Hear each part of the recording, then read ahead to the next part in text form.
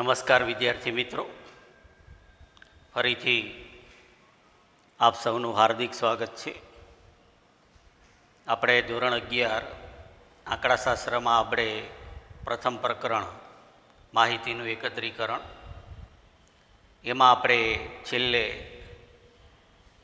જે માહિતીના મુખ્ય જે બે પ્રકાર, પ્રાથમિક માહિતી અને ગૌણ માહિતી, એના આધારે આપણે પ્રાથમિક માહિતી એકત્ર કરવાની જે બધી પદ્ધતિઓ છે, પ્રત્યક્ષ તપાસની રીત, પરોક્ષ તપાસની રીત અને પ્રશ્નાવલીની રીત, આ ત્રણ પદ્ધતિઓ વિશે આપણે વિગતે અભ્યાસ કર્યો. હવે ત્યારબાદ આપણે આગળ ગૌણ માહિતી, જે માહિતીનો આપણે બીજો પ્રકાર છે, આગળ આપણે એનો અર્થ જોયો હતો કે કોઈ પણ વ્યક્તિ કે સંસ્થા કે સંશોધક હોય, એ કોઈ અન્ય જે અધિકૃત સંસ્થા કે સંશોધક હોય એણે જે માહિતી એકત્ર કરી હોય એનો ઉપયોગ કરે તો એના માટે ગૌણ માહિતી કહેવાય છે. એટલે આ જે ગૌણ માહિતી છે એ જે સંશોધન કરે છે, જે વ્યક્તિ હોય કે કોઈ સંસ્થા હોય કે સંશોધક હોય, તો એ પ્રત્યક્ષ રીતે પોતે માહિતી એકત્ર નથી કરતા, પરંતુ બીજી કોઈ સંસ્થા કે બીજા કોઈ સંશોધકે જે માહિતી એકત્ર કરી હોય અને એને પ્રકાશિત કરી હોય તો એ માહિતીનો એ ઉપયોગ કરે છે.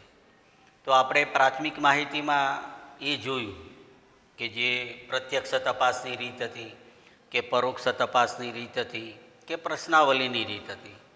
તો એમાં જે સંસ્થા કે સંશોધક હોય એ પોતે માહિતી એકત્ર કરે છે, જ્યારે ગૌણ માહિતી જે છે એ જે સંસ્થા કે સંશોધક જે હોય છે એ અન્ય કોઈ સંસ્થા કે અન્ય કોઈ સંશોધકે જે માહિતી એકત્ર કરી હોય તો એનો ઉપયોગ કરે છે. તો આજે આપણે આગળનો જે મુદ્દો આપણે થિયરિકલી જે છે, ગૌણ માહિતી જે છે એના પ્રાપ્તિ સ્થાનો, બરાબર, આપણે જે વાત કરી કે ભાઈ ગૌણ માહિતી એટલે જે અન્ય સંસ્થા કે સંશોધકે જે માહિતી એકત્ર કરી હોય એનો કોઈ વ્યક્તિ ઉપયોગ કરે કે સંસ્થા ઉપયોગ કરે. તો આજે આપણે એના પ્રાપ્તિ સ્થાનો જે છે એ આપણે જોઈશું. તો તમારી જે બુકમાં તમે થિયરી લખતા હોય તો એ પ્રમાણે આપણે મથાળું પહેલાં લખો, ગૌણ માહિતી જે છે એના પ્રાપ્તિ સ્થાનો.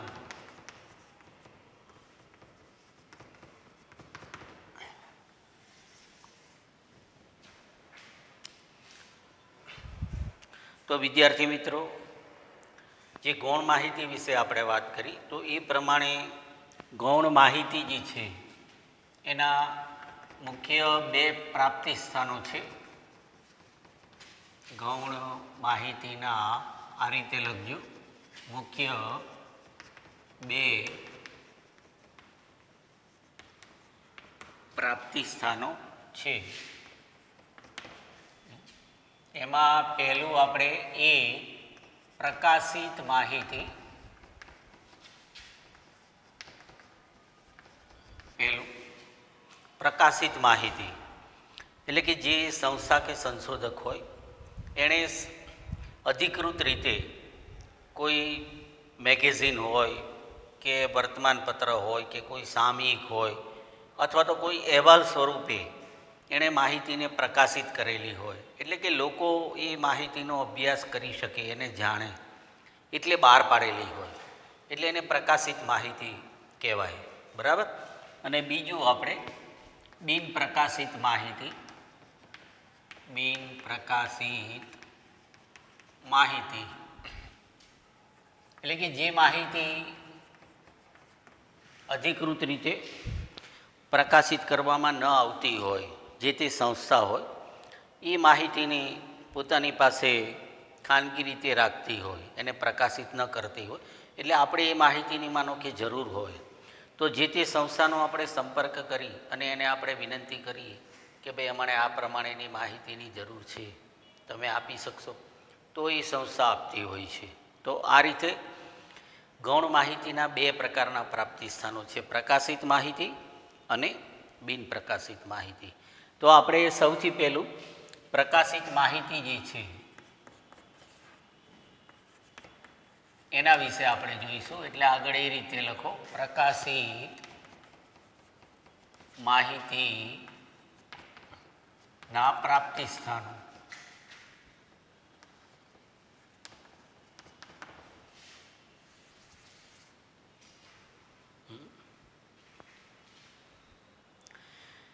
બરાબર. પ્રકાશિત માહિતીના પ્રાપ્તિ સ્થાનો એટલે કે પ્રકાશિત માહિતી, ખ્યાલ આવે ને તમને કે કોઈ સંસ્થા કે સંશોધક દ્વારા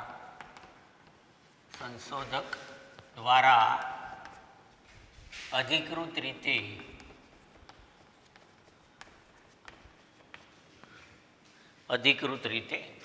એટલે કે એને એવો અધિકાર હોય, આપણે વર્તમાનપત્રોમાં બધી માહિતી આપણે વાંચીએ છીએ, મેળવીએ છીએ, તો એ શું છે, વર્તમાનપત્રની એ માહિતી બહાર પાડવાનો અધિકાર છે એમ કહેવાય ને એમ. બરાબર. એટલે કોઈ સંસ્થા કે સંશોધક, બરાબર, આપણે સંશોધક આવશે, કોઈ સંસ્થા કે સંશોધક દ્વારા અધિકૃત રીતે બહાર પાડવામાં આવેલી માહિતી, અધિકૃત રીતે બહાર પાડવામાં આવેલી માહિતીની પ્રકાશિત માહિતી કહેવાય છે. બરાબર. પ્રકાશિત માહિતી કહેવાય છે. એટલે પ્રકાશિત માહિતીનો આપણે અર્થ પહેલાં સમજી. બરાબર ને, કે કોઈ સંસ્થા હોય કે કોઈ સંશોધક હોય તો એણે જે માહિતી એકત્ર કરેલી હોય એ પોતે અધિકૃત રીતે એ માહિતીને બહાર પાડે. એટલે માધ્યમ, બરાબર, ગમે તે હોઈ શકે, વર્તમાનપત્ર હોય, સામયિક હોય, મેગેઝિન હોય, કે કોઈ એવો રિપોર્ટ એટલે કે અહેવાલના સંદર્ભમાં હોય, તો એ માહિતીની આપણે પ્રકાશિત માહિતી કહીશું. તો આપણે આગળ એમ લખો કે પ્રકાશિત માહિતી જે છે એના પ્રાપ્તિ સ્થાનો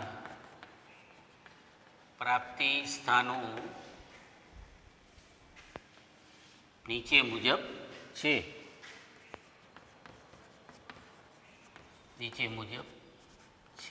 બરાબર. જે માહિતી પ્રકાશિત કરવામાં આવતી હોય છે એના હવે આપણે પ્રાપ્તિ સ્થાનો જે છે એ આપણે જોઈશું. તો સૌથી પહેલું આપણે આવશે સરકારી કે અર્ધ સરકારી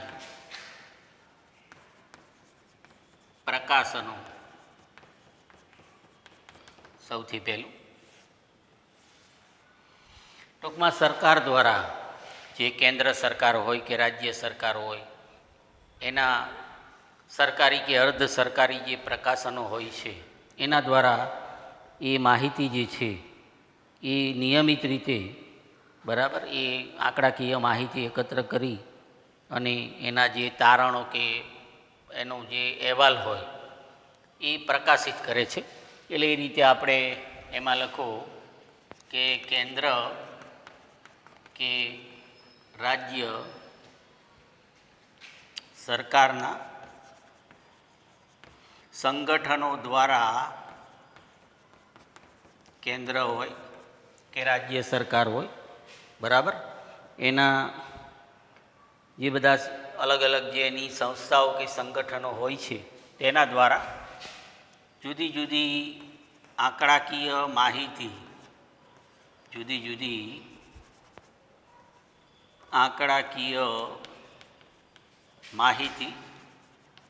જે છે, જુદી જુદી આંકડાકીય માહિતી પ્રકાશિત કરવામાં આવે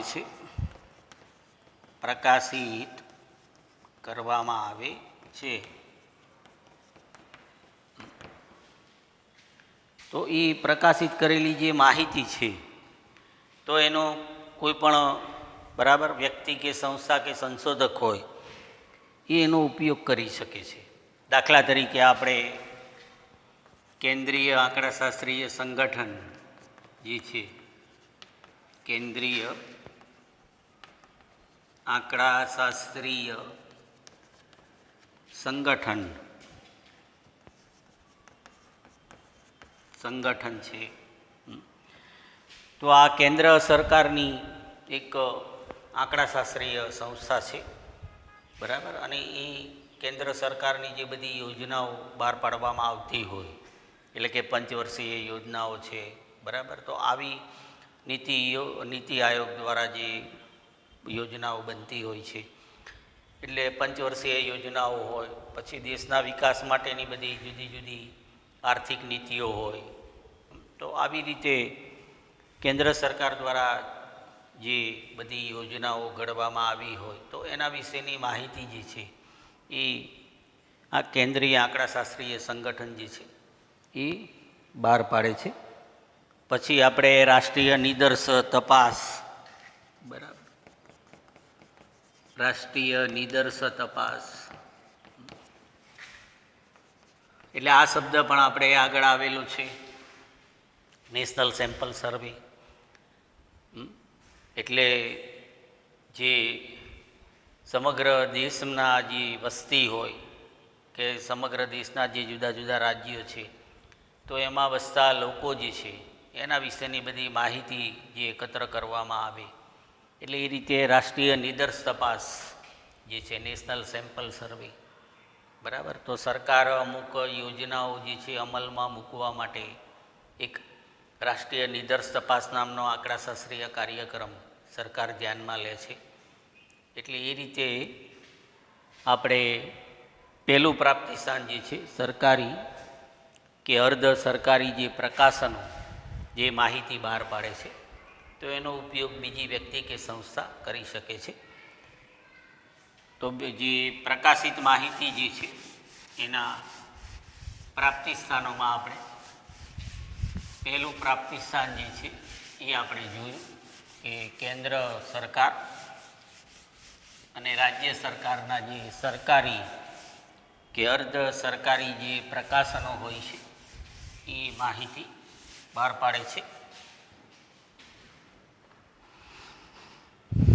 ત્યારબાદ આપણે બીજું જોઈએ, અર્ધ સરકારી પ્રકાશનો.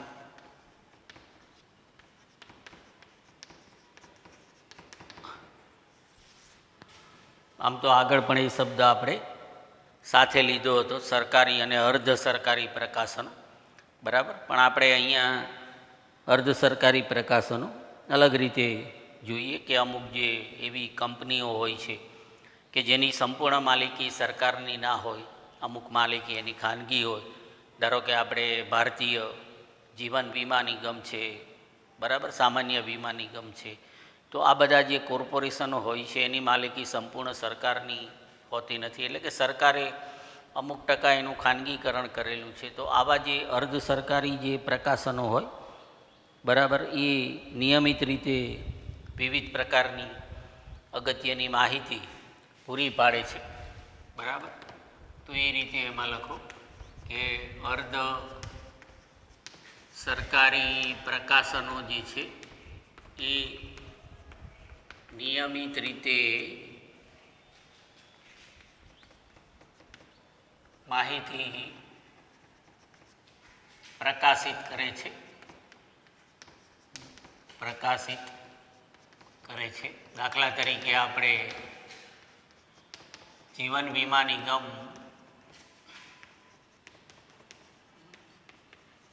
તો આ એક અર્ધ સરકારી નિગમ કે કોર્પોરેશન છે.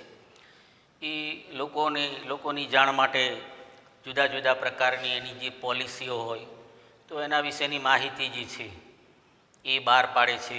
પછી જીવન વીમા નિગમ દ્વારા જે કંઈ લોકોને વળતર ચૂકવવામાં આવેલું હોય તો એના વિશેની માહિતી જે છે, બરાબર, તો એ માનો કે બહાર પાડે. પછી આપણે ગુજરાત વિદ્યુત બોર્ડ છે, જીબી જેને આપણે કહીએ છીએ, તો ગુજરાત વિદ્યુત બોર્ડ એનું પણ સરકારે ખાનગીકરણ અમુક અંશે કરેલું છે, બરાબર. એટલે એ પણ એક અર્ધ સરકારી સંસ્થા છે અને એ માહિતી જે છે એ બહાર પાડે છે. તો આવા અર્ધ સરકારી જે પ્રકાશનો છે એ પણ માહિતી બહાર પાડે છે. તો બીજું આપણે અર્ધ સરકારી પ્રકાશનો વિશે જોયું. પછી ત્રીજું પ્રાપ્તિ સ્થાન આપણે જોઈએ તો આંતરરાષ્ટ્રીય પ્રકાશનો, એટલે કે આંતરરાષ્ટ્રીય જે બધી સંસ્થાઓ હોય છે, સંસ્થાઓ કે સંગઠનો જે છે, બરાબર, એ માહિતી જે છે એ બહાર પાડે છે. એટલે એમાં એ રીતે લખો, આંતરરાષ્ટ્રીય સંસ્થાઓ કે સંગઠનો નિયમિત રીતે માહિતી પ્રકાશિત કરે છે, એટલે કે બહાર પાડે છે.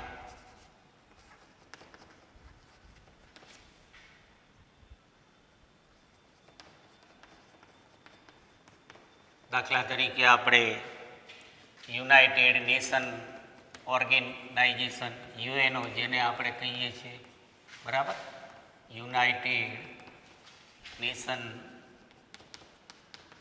ઓર્ગેનાઇઝેશન, યુએનઓ તરીકે જેને આપણે ઓળખીએ છીએ. તો યુએનઓ એક એવું સંગઠન છે, આપણે જાણીએ છીએ કે એમાં અમુક દેશો જે છે, બરાબર, આપણો ભારત દેશ પણ એમાં સભ્ય તરીકે છે. તો આ દેશો દ્વારા વિશ્વની અંદર જુદા જુદા દેશો વચ્ચે આર્થિક સંબંધો સારા જળવાય, વિશ્વમાં શાંતિ સ્થપાય, તો એ માટે જુદા જુદા કાર્યક્રમો જે છે હાથ ધરવામાં આવતા હોય છે. તો એના વિશેની માહિતી જે છે એ આવા આંતરરાષ્ટ્રીય સંગઠનો જે છે એ બહાર પાડે છે, બરાબર. પછી આપણે જોઈએ તો આંતરરાષ્ટ્રીય નાણાં ભંડોળ છે, વર્લ્ડ બેંક છે, આ બધી સંસ્થાઓ જે છે એ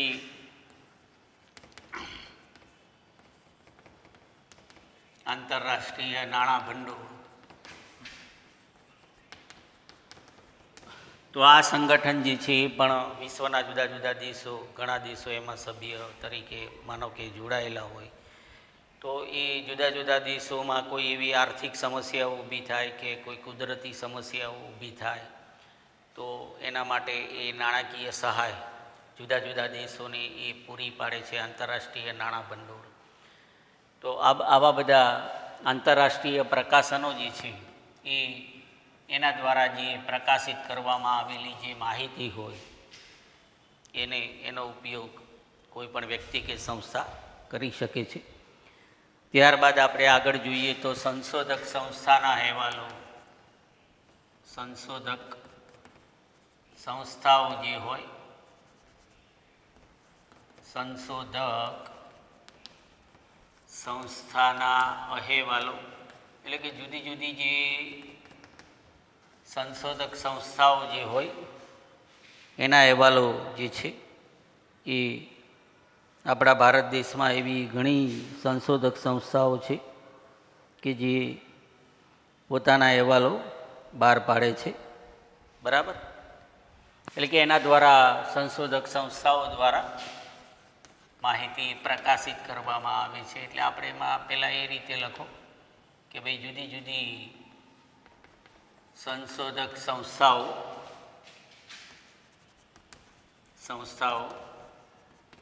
માહિતી બહાર પાડે છે. દાખલા તરીકે આપણે જોઈએ તો સંશોધક સંસ્થાઓમાં salt and marine research laboratory જે છે, salt and marine research laboratory, એટલે આ સંસ્થા જે છે એ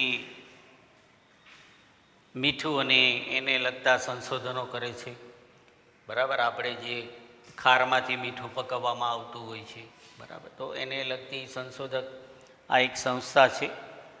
તો એ દરિયાઈ બાબતો સાથે સમજી શકીએ આપણે કે સંકળાયેલી હોય અને એ રીતે પોતાની અમુક માહિતી જે છે એ બહાર પાડે, બરાબર. તો આવી ઘણી સંશોધક સંસ્થાઓ હોય છે કે જે જુદા જુદા સમયે પોતાની માહિતી બહાર પાડે છે. બરાબર. બીજું આપણે ફિઝિકલ રિસર્ચ લેબોરેટરી પણ આપણા ભારત દેશમાં આવેલી છે, તો એ પણ માહિતી બહાર પાડે છે. Physical research laboratory. તો આવી રીતે જે અમુક એવી સંશોધક સંસ્થાઓ હોય છે એ અમુક અમુક સમયે નિયમિત રીતે એ માહિતી પ્રકાશિત કરે છે. પછી આપણે પાંચમું જોઈએ તો સ્થાનિક સ્વરાજ્યની સંસ્થાઓ જે છે, સ્થાનિક સ્વરાજ્યની સંસ્થાઓ એટલે કે ગ્રામ પંચાયત હોય, નગર પંચાયત હોય, બરાબર. આ બધી સ્થાનિક સ્વરાજ્યની જે સંસ્થાઓ હોય, એટલે કે નગરપાલિકાઓ જે છે, નગરપાલિકાઓ, પછી જિલ્લા પંચાયત આપણે હોય, બરાબર. જિલ્લા પંચાયત. તો આ બધી સંસ્થાઓને આપણે સ્થાનિક સ્વરાજ્યની સંસ્થાઓ તરીકે ઓળખીએ છીએ. પછી એગ્રીકલ્ચર યુનિવર્સિટી,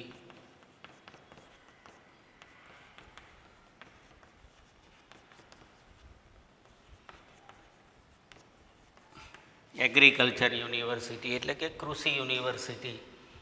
તો આવી જે અમુક સ્થાનિક સ્વાયત્ત જે સંસ્થાઓ હોય, બરાબર, એટલે વગેરે જેવી સ્વાયત્ત સંસ્થાઓ જે છે,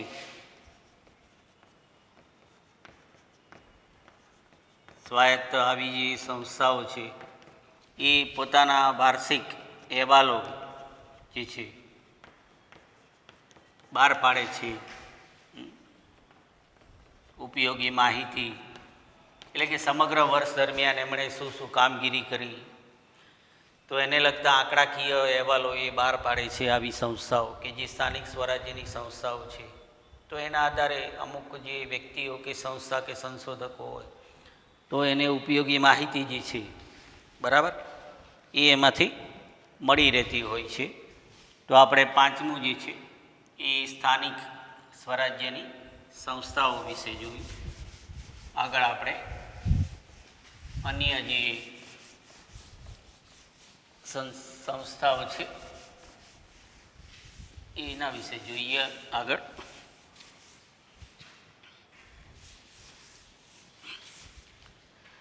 હવે આપણે આગળ છઠ્ઠું આવશે વ્યાપારી અને વ્યવસાયિક સંગઠનો. બરાબર. વ્યાપારી અને વ્યવસાયિક સંગઠનો જે છે,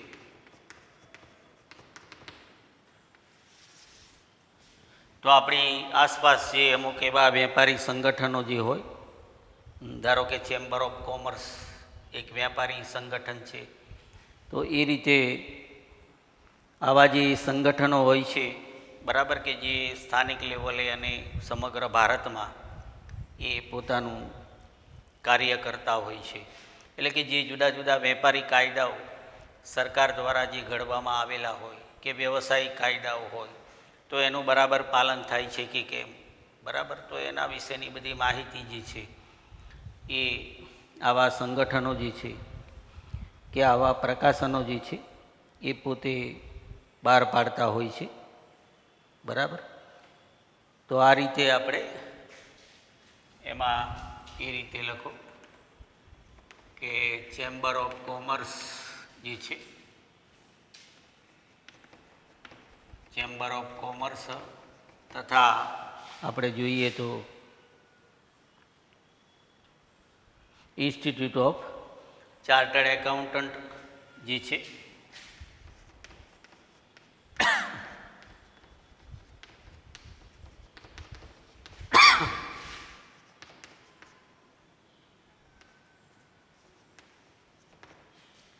ઇન્સ્ટિટ્યૂટ ઓફ ચાર્ટર્ડ એકાઉન્ટ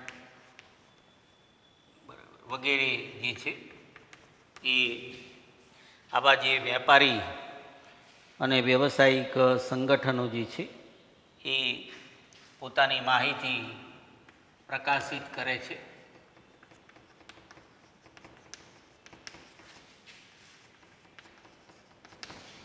તો આ પણ એક આપણે જે પ્રકાશિત માહિતી જેને કહેવાય એનું આપણા માટે એક પ્રાપ્તિ સ્થાન જે છે એ બને છે.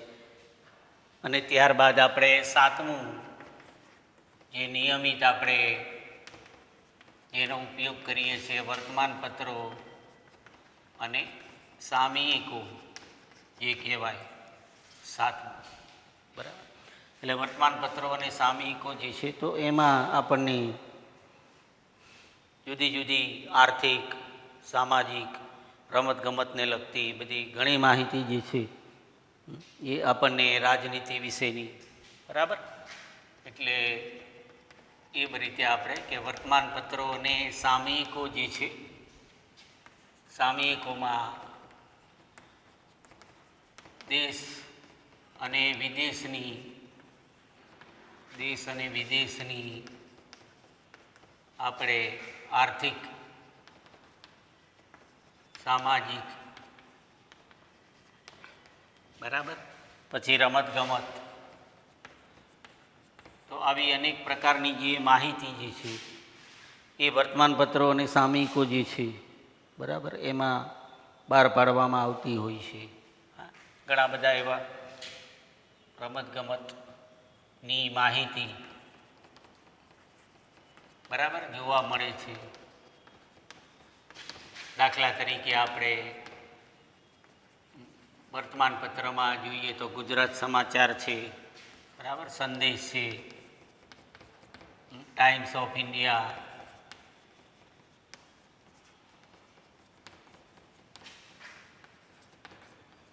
આ બધા વર્તમાનપત્રો છે. પછી સામયિકોમાં આપણે India today, economics time, India today નામનું સામયિક આવે છે, બરાબર. પછી ઇકોનોમિક્સ ટાઈમ નામનું સામયિક જે છે એ બધી આર્થિક માહિતી પૂરી પાડે છે, વેપાર જગતની. તો આવા બધા જે વર્તમાનપત્રો અને સામયિકો જે હોય છે તો એ જુદા જુદા પ્રકારની માહિતી જે છે એમાં આવતી હોય છે અને જે લોકો માટે અનેક રીતે ઉપયોગી થતી હોય છે. તો આપણે વિદ્યાર્થી મિત્રો જે પ્રકાશિત માહિતી, જે ગૌણ માહિતીનો પહેલો પ્રકાર કે જે જુદી જુદી સંસ્થાઓ, સંગઠનો છે, સામયિકો છે, વર્તમાનપત્રો છે, એના દ્વારા જે માહિતી પ્રકાશિત કરવામાં આવે છે અને એ લોકો માટે ઉપયોગી બનતી હોય છે એની આપણે વાત કરી, બરાબર. તો એના આપણે પ્રાપ્તિ સ્થાનો જોયા. હવે બીજું આપણે બી જે છે એ બિન પ્રકાશિત માહિતી, એટલે કે જે માહિતી અમુક એવી સંસ્થાઓ હોય, સ્વાયત્ત સંસ્થાઓ કે અમુક એવી ખાનગી સંસ્થાઓ હોય તો એના દ્વારા જે માહિતી બિન પ્રકાશિત કરવામાં ન આવી હોય સત્તાવાર રીતે, પણ એ માહિતી આપણે એની પાસેથી મેળવી શકીએ છીએ, એને બિન પ્રકાશિત માહિતી તરીકે ઓળખવામાં આવે છે. એટલે એમાં એ રીતે લખો, સ્વાયત્ત સંસ્થાઓ કે ખાનગી સંસ્થાઓ દ્વારા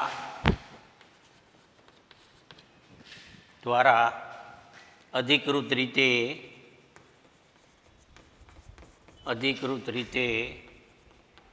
પ્રકાશિત ન કરવામાં આવી હોય, બરાબર, ન કરવામાં આવી હોય તેવી માહિતી જે છે, તેવી માહિતી વિનંતી દ્વારા મેળવી શકાય છે.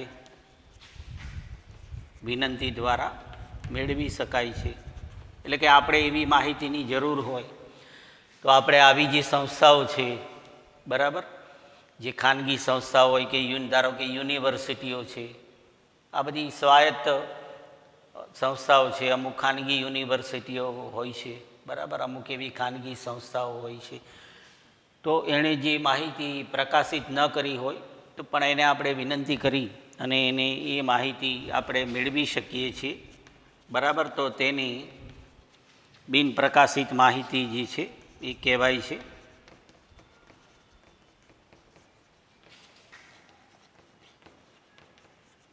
બરાબર. તો દાખલા તરીકે આપણે યુનિવર્સિટીઓ જુદી જુદી જે હોય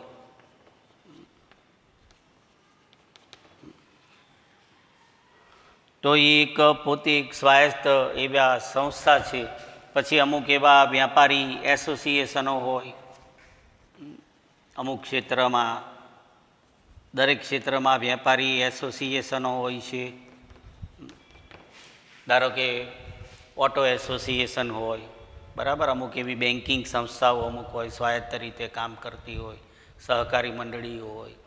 તો આવી બધી જે સંસ્થાઓ છે કે એની પાસે અમુક એવી માહિતી હોય છે લોકો વિશેની, બરાબર. તો એ માહિતી આપણે એને પાસેથી એનો વિનંતી કરી અને આપણે એનો ઉપયોગ જે છે એ કરી શકીએ છીએ. તો આ રીતે વિદ્યાર્થી મિત્રો આપણે ગૌણ માહિતી જે છે એના પ્રાપ્તિ સ્થાનો જે છે એમાં પ્રકાશિત માહિતીને લગતા પ્રાપ્તિ સ્થાનો અને બિન પ્રકાશિત માહિતી જે હોય તો એના વિશે આપણે વાત કરી અને એનો આપણે અભ્યાસ કર્યો. હવે આપણે આગળ આ પ્રકરણની અંદર આપણો છેલ્લો જે મુદ્દો છે એ આપણે જોઈ લઈએ. એટલે જે ગૌણ માહિતીની આપણે વાત કરી તો એના ઉપયોગમાં રાખવામાં આવતી સાવચેતીઓ, ગૌણ માહિતીના ઉપયોગમાં આગળ એ રીતે લખો, રાખવામાં આવતી સાવચેતીઓ જે છે એટલે ગૌણ માહિતીના બધા પ્રાપ્તિ સ્થાનોની જે આપણે વાત કરી અને એમાં આપણે જોયું કે જુદી જુદી સંસ્થાઓ કે બરાબર અધિકૃત જે સંગઠનો હોય એ આવી માહિતી બહાર પાડે છે અને એ માહિતીનો આપણે ઉપયોગ કરીએ છીએ. ખાનગી સંસ્થાઓ પણ હોય તો એનો જે માહિતી બીજી કોઈ સંસ્થાએ આપણે જે કહેવાય કે બહાર પાડેલી માહિતીનો આપણે ઉપયોગ કરીએ તો અમુક એવી સાવચેતીઓ જે છે એ આપણે રાખવી પડે. તો એ સાવચેતીઓ જે છે એ આપણે સૌથી પહેલું, બરાબર. તો આવી જે માહિતી જે છે તો એમ કહેવાય કે ભાઈ આવી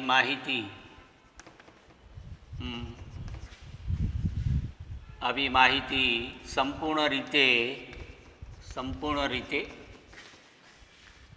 વિશ્વસનીય